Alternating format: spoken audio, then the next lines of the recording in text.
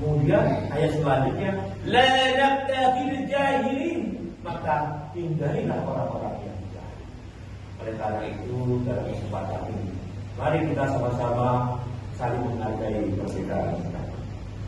Kaum muslimin rahimakumullah.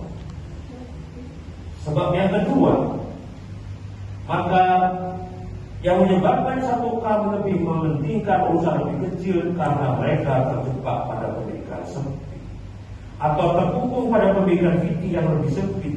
Misalnya suatu pandangan yang menganggap bahwa istilah perlu atau salah satu dianggap mutlak benar.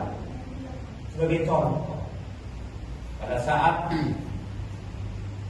tahun 2015 saya sebagai Satgas Anti Teroris di Jakarta, saya menyidangkan salah satu beberapa perkara teroris. Pada sela-sela persidangan saya bertanya, mengapa antum melakukan pengepungan? Ternyata dari segi teologi dan segi keyakinan, dia menyatakan bahwa KUHP bertentangan dengan Al-Quran. Kemudian dia menjelaskan di surat Al-Maidah 44 ayat terakhir, wa man lam yakum bima anzalallahu fa ulaika humul kafirun. Barang siapa menghukum dengan hukum Allah kafir. Jadi kita mayoritas Indonesia umat Islam.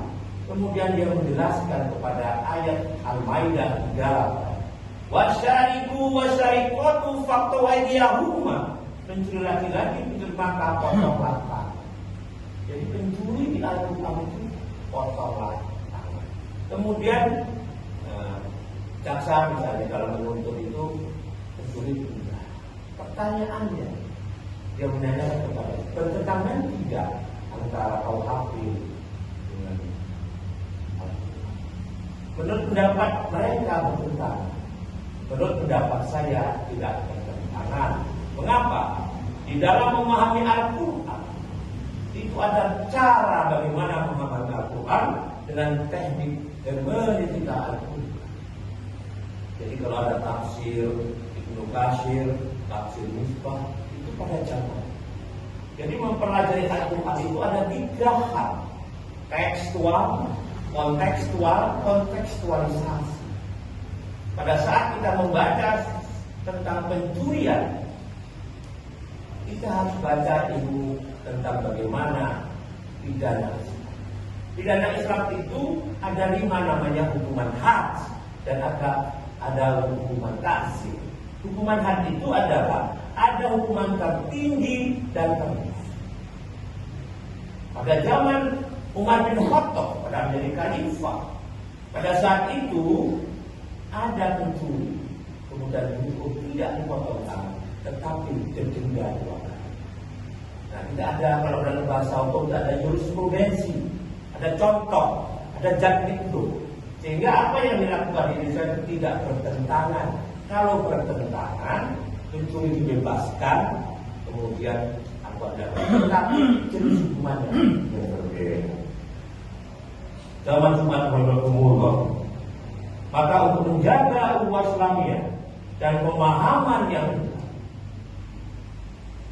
saya menulis buku tentang paham agama.